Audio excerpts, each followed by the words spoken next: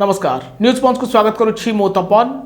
उपमुख्यमंत्री प्रभाती परिडा 2029 एवं आगामी पंचायत पौर निर्वाचन एतटा सहज हो न पारे। यार भिन्न भिन्न कारण रही। कारण निमापड़ा राजनीति में आउ जड़े धुरंधर एंट्री होईछि, जहाकु नहीं निमापड़ा राजनीति एवं बेस सरगरम होईछि।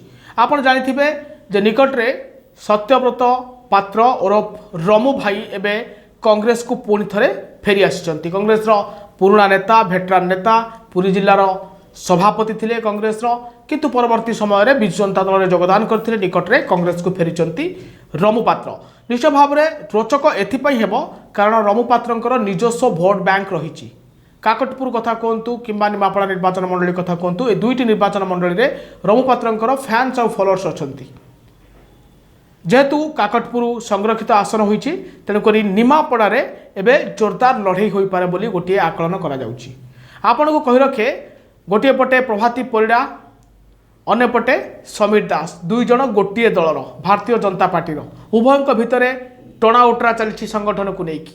केतबेले समीर दास सभा समिति करुछंती प्रभाती को टार्गेट करुछंती तो केतबेले प्रभाती मध्य समीर को जवाब देउछंती, जहाकु नहीं बीजेपी राज्य नेतृत्व मध्य चिंतार पड़िछंती। हुए तो समीर रंजन दास को ऊपर कार्यानुष्ठान नहीं पारे, किंतु ता सत्ते भी समीर दासंकर मध्य भोट बैंक रही। निमापड़ा पूर्वतन मंत्री थिले, अनेक बार विधायक होइछंती।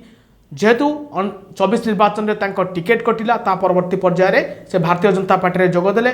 आ प्रभाती परिडा विजय में समीर को हाथ अच्छी बोली अनेक चर्चा हुए, किंतु निर्वाचन पर समीर दास एवं निमापड़ार जे विधायिका अच्छा प्रभाती परिडा तांको भितर गोटे टसल चलिला। आर भितर कांग्रेस रे एंट्री वर्तमान रोचक करिछि एई लड़ई को। आपण कहि रखे 2024 मसीह सूर्य राउतराय पुओ एठारू निर्वाचन लड़ीथिले, मात्र 7000 भोट पाइथिले। जदि आम सत्यव्रत पात्र बा रमु पात्र कथा कहवा, से काकटपुर 2 थर निर्वाचन लड़ीचंती एवं निमापड़ारू थरे निर्वाचन लड़ीचंती।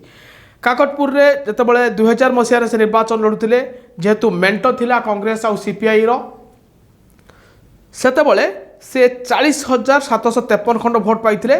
सुरेंद्र नाथ नायकों ठारू हारी, किंतु द्वितीय स्थान में थिले। भोट प्रतिशत मध्य 34% रु अधिक भोट पाइथिले सत्यव्रत पात्र।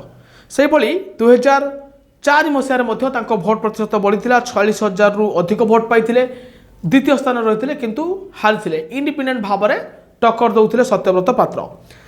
आउ जितेबाला काकटपुर जितेबाला संरक्षित आसन हो गला, सेतेबाला से निमापड़ा निर्वाचन लड़िले। 2009 मसीह 41,608 खंड भोट पाइथिले, द्वितीय स्थान रही। एवं शंकरषण परिडा जे कि बीजेपी थे सी थे तृतीय स्थान में। प्रभाती परिडा इंडिपेंडेंट भाव में निर्वाचन लड़ुते 6,820 खंड भोट पाइथिले। 2009 मसीह इंडिपेंडेंट भाव में लड़ी प्रभाती परिडा, तांको टिकेट कटिथिला एवं शंकरषण परिडा को टिकेट दिया जाइथिला। सेतेबेले भी सत्यव्रत पात्र कांग्रेस प्रार्थी हिसाब से द्वितीय नंबर स्थान थिला और 27% अधिक भोट पाइथिले निमापड़ारू। तांकर निजस्व भोट अच्छी। 2014 मसीह कौन है ना, सत्यव्रत पात्र को टिकेट काटिदेला कांग्रेस एवं नुआ लोकों को टिकेट देला। सेठी कांग्रेस रो भोट प्रतिशत कमी आसला, 15-16 हजार भोट पाइले विश्व महांती। परवर्ती पर्यायर 2019 निर्वाचन कथा जदि कहबा, सेतेबेले पीसी सभापति थे निरंजन पट्टनायक, सत्यव्रत पात्र थे पुरी जिलार सभापति। टिकेट दबारे विलंब होगा एवं शेष मुहूर्त में टिकेट दि जाइथिबा कथा कही टिकेट फेरई देइथिले सत्यव्रत पात्र। एवं 2024 निर्वाचन में सत्यव्रत पात्र विजु जनता दल को सेतेबेले को योगदान कर सारिथिले। 24 निर्वाचन में सूर्य राउतराय पुओ निर्वाचन लड़िले, मात्र 7,000 भोट पाइले। आउ एबे पुणी थरे सत्यव्रत पात्र बा रमु भाई वर्तमान कांग्रेस शिविर को फेरी आसिचंती, विभिन्न सभा समिति करुछंती, पुणी थरे कर्मी मानू को एकजुट करुछंती।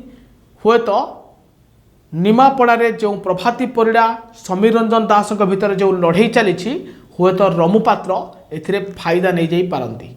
सेपटे विजु जनता दल जड़े नुआ चेहरा को निमापड़ा मैदान को एबे ओह्लाई। तो निश्चय भाव में निमापड़ा प्रभाती परिडा को चेक दे पारंती रमु पात्र। एभली तमाम अपडेट खबर देखिए न्यूज पंच सहित जोड़ी रुहतु। आमको लाइक शेयर और सब्सक्राइब करूँ। नमस्कार।